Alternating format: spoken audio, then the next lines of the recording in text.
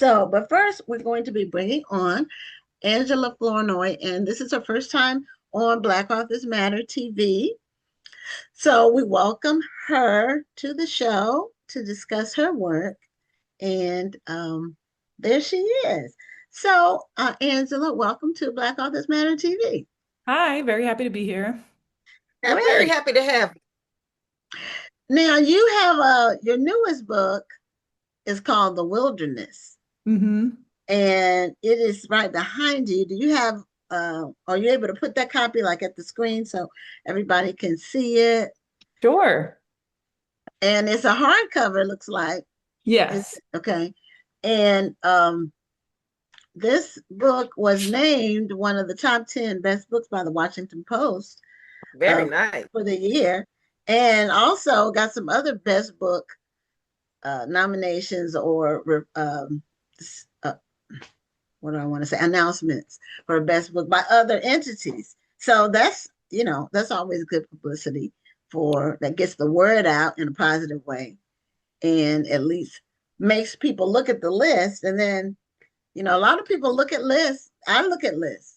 That doesn't mean I'm going to buy the book, but at least I want to know what books people are talking I about and like who's to getting see what. what's out there. Me And too. sometimes it does mean I'll buy the book. It I like to does. see what's out there. Um, I like to see what everybody else is reading, and often that captures my attention. I mean, I think that by reading President Obama's reading list, that turned me on to some authors that I hadn't known about in the past, and it made me want to read a couple of the books. Okay. And that bookstore I think it's in Atlanta that she was on the show, 54th and 3rd or whatever, 44th and something booksellers. They sell the books that he puts on his list. Mm. So that's their whole their whole reason for starting their store.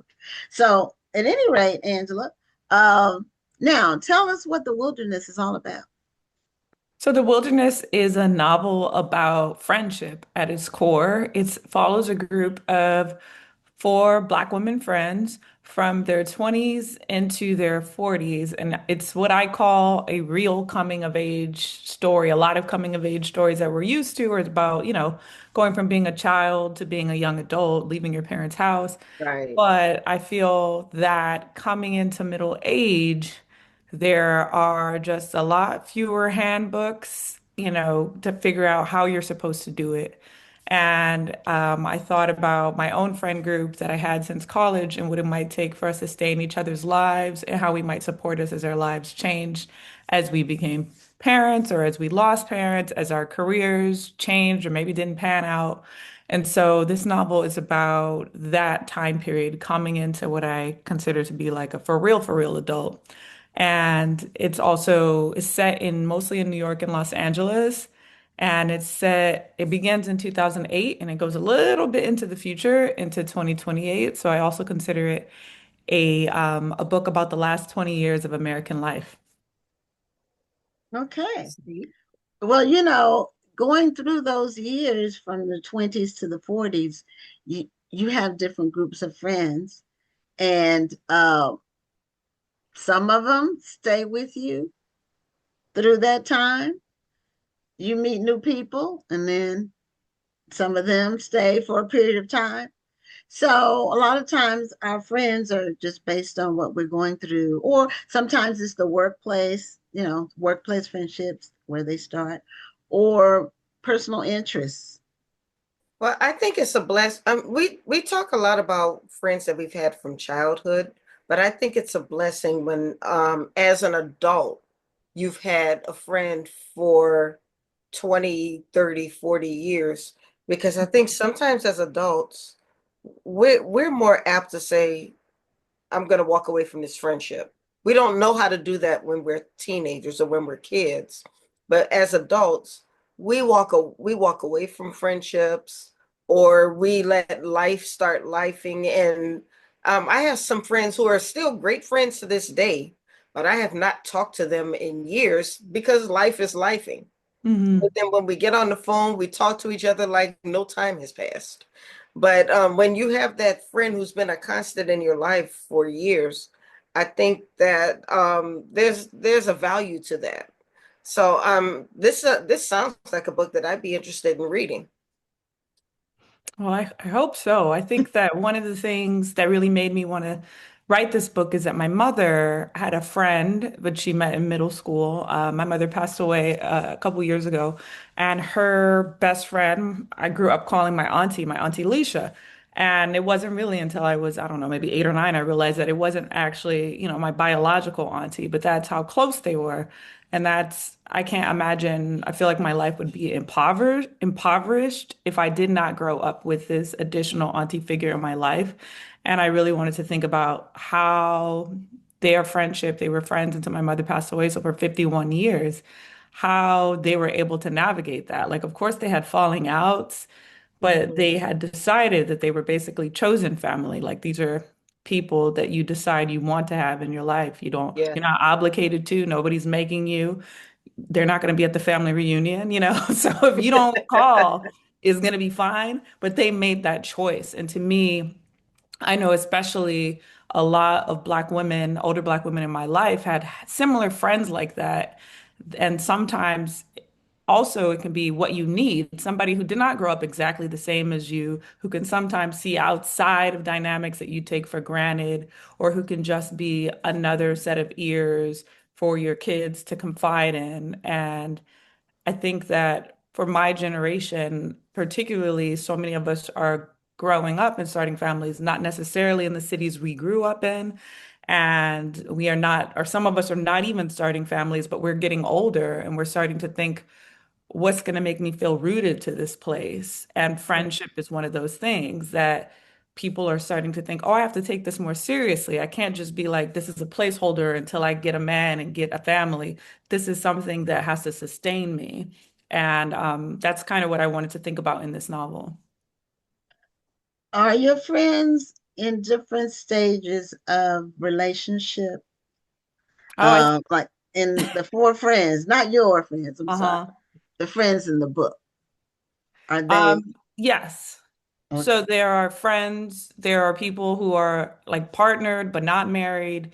There are people who are married. There are people not sure if they need to be married any longer. Perhaps they need to separate from somebody. And all of these people, it's one of the things that makes like a challenge for the relationship. I mean, for their friendship, not only the ways that they connect with one another because of where they are as far as in their romantic lives, but also another thing that's different is that so the four main characters, their names are Desiree, Monique, Nakia, and January. And I purposefully tried to make them because this mirrors real life. Like you'll have a moment where you have a big sort of career breakthrough. That's not necessarily going to line up with the moment that your friend has a big career breakthrough.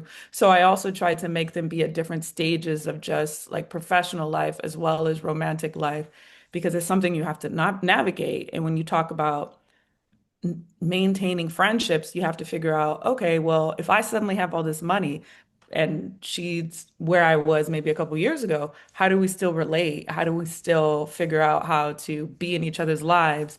How do we deal with resentment? And those are the things that come up in the book. That's big. That's huge. When you have a friend who has been that friend for a long time, but they're not in that stage of life in that you may have been at one time. Hmm. And in some cases, is that person holding you back or are they lifting you up? And I think that goes back to what I was saying before. Is this a friendship that you're walking away from? And I think often as adults, we do sometimes walk away from a relationship when we feel like, okay, this isn't serving us anymore, or this person isn't at my stage of life anymore. And Hmm. but sometimes you don't want to do that because this is a real true friend. Right. And then sometimes, you can find yourself in another stage of life and you realize, none of these people are connecting with me like that person before did. And so Yes, Mhm. is yes. something I wanted to think about is how is it that some people stick you just stick around each other even if on paper it seems like maybe things have diverged, but there's something that still puts holds you together. Whereas other people, of course, we all sort of friendships run their course. Some are supposed to be for life, some are supposed to be for just a period of life. Mm. Now, social media has, with all of its faults, and there are many, but it does allow us to stay connected to, even if it's you know, at a distance, but we are able to stay connected with people that we grew up with, or people that were at different stages of our lives, and we're able to still share in things that are happening to them. You know, moves they make, vacations they take, anniversaries, birthdays. We're still able to at least reach out, which before that it was a lot more difficult to do. Um, you could send a birthday card, but now you do send the birthday greeting on wherever you are, social media, Facebook, Mhm. or I don't know if they do birthdays on TikTok, but Instagram or Facebook, uh, Mhm. we're able to do that, even if we're not like close, like we hang out. You can still have warm thoughts about a person, even when you don't see them physically very often. I try to have these friends. They're often in the same place and the same time when we see them in the novel. But I had to deal with the reality of the fact that sometimes you're not living in the same city, which is why it kind of goes back and forth between the two cities. And I also had to deal with the fact that the secondary thing that happens with social media is that we get a lot of messaging about what we're supposed to be doing with our lives, whether that is, oh, you see this friend is taking vacation. Well, when's the last Yeah. time I went on a vacation? My vacation didn't look as cute as their vacation. You get So the competitive side of it, absolutely. or they're just measuring your progress And you against feel someone yourself else. performing sometimes, right? So you find Mhm. yourself in the space like, let me only show this aspect of my life or another aspect of my life. There's a character, one of my characters, Monique, she begins the book as a librarian, and then she has a moment of like small virality, and she decides, I kind of like going viral. I think I want to do it again. But she decides she kind of wants to be an influencer.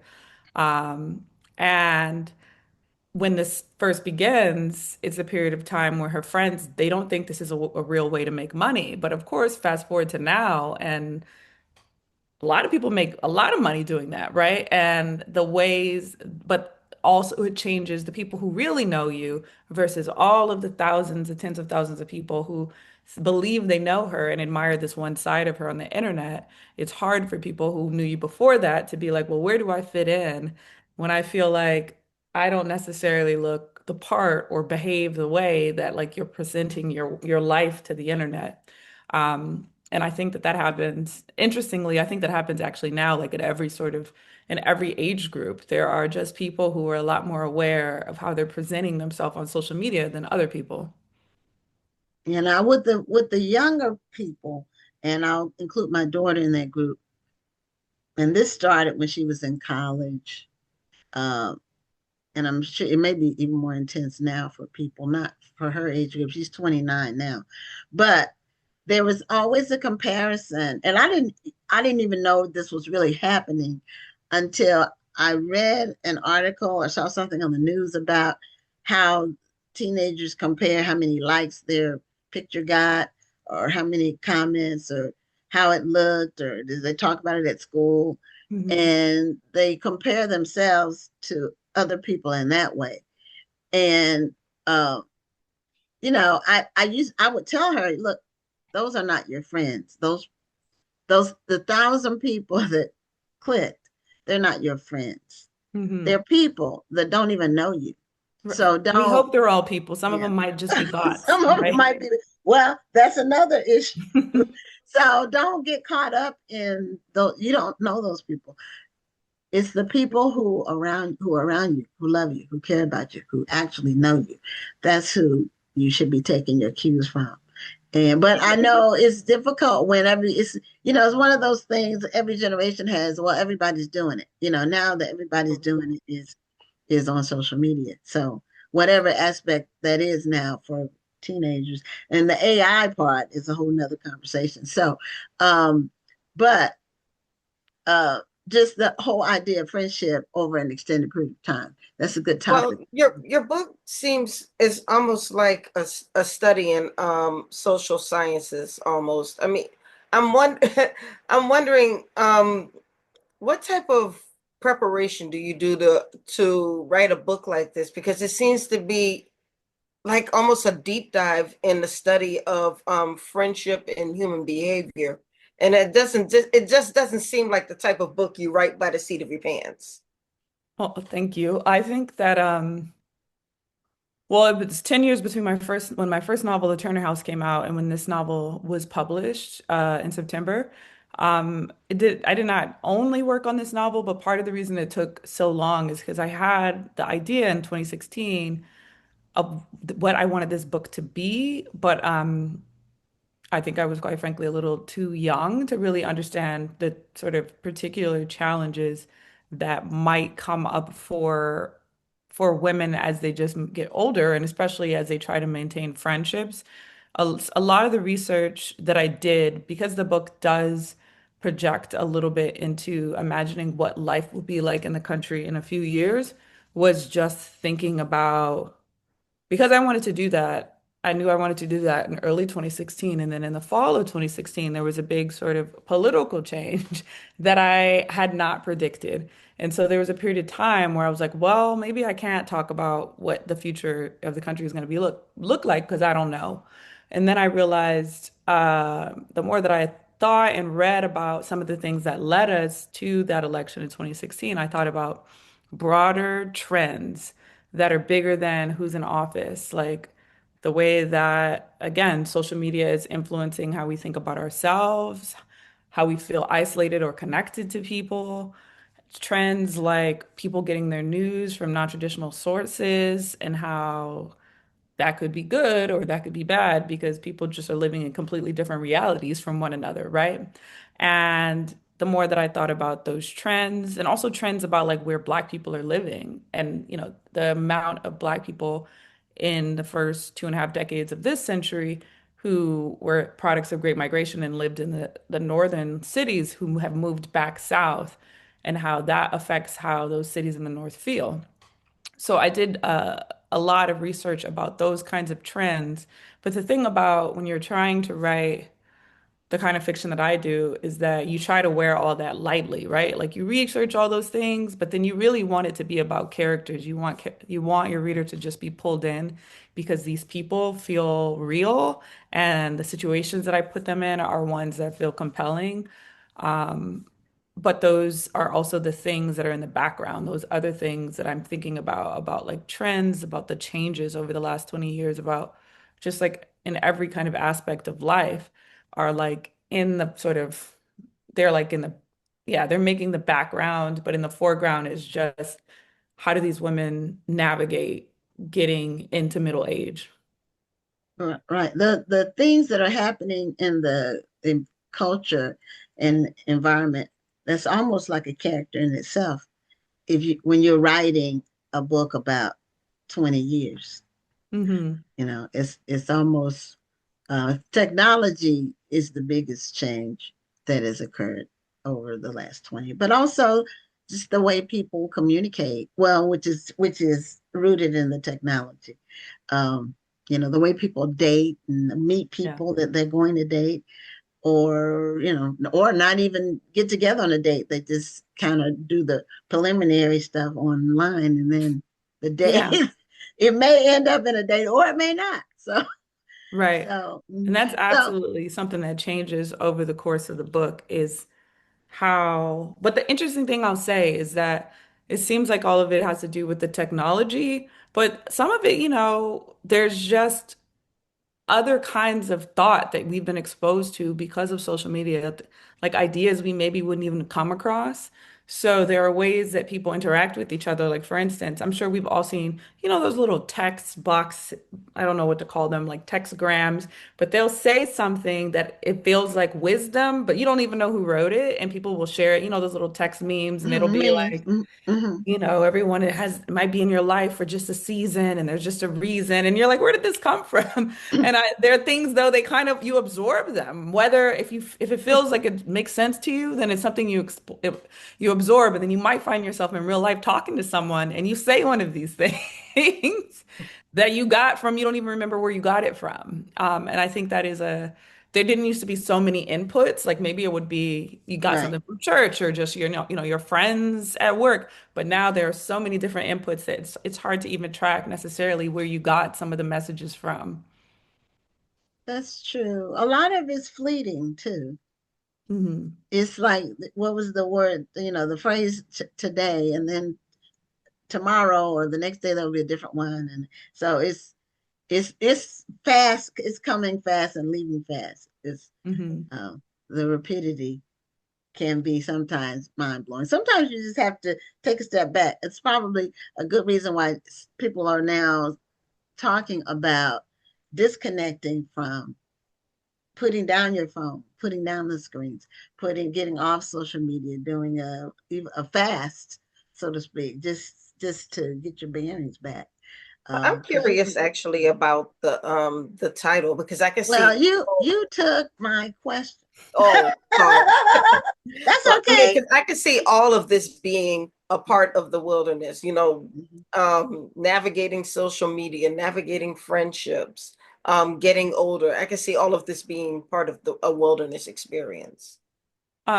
Absolutely. So that is really what the title is trying to get at, the idea of, as I mentioned before, that there are a couple of, clear paths to figure out how to get out of adolescence, right? Like how to leave your parents' home if that's your goal, or just sort of feel like you've progressed since high school. I think that our culture has, at this point, we've spent a lot of like cultural time depicting it, but we also have a lot of like nuts and bolts pathways, even though because of hormones or whatever, it can feel like I don't know what I'm supposed to be doing. There are some paths, right? And the stakes are low generally, because for most people, they only have to take care of themselves. But then as you get older, the goal isn't necessarily just to like have a roof over your head, but it's to feel like a grown up, right? To feel like, and maybe you never do, but like to feel settled in your life, I think is probably more uh, of a universal goal than feeling like a grown up. Because I know I have aunties twice my age who are like, I don't feel like a grown up still, but they certainly feel settled in their life after a certain point. And that is something that it can be, you have to navigate it yourself, right? Like you are in the wilderness of your own life. Nobody else is in it. You're in it, right? And you can have some fellow travelers, which is what this book is about, but the path you take is your own. So that is my thinking with the title, The Wilderness. Yeah. Yeah. And well, as we go through life too, we're also measuring ourselves by what we set for ourselves, like the Mm. goal that we set for ourselves that we thought we would be when we turned a certain age. Um, and sometimes it works out, sometimes it doesn't. So you just never know. Sometimes, your life just takes a turn, and and it can be a good turn, or it could be a not so good turn. But it's all learning, the whole process, and the entire journey is about learning. And now, how did you decide on your imagery for your cover, or how was that decided on? Can you put the book a little bit closer?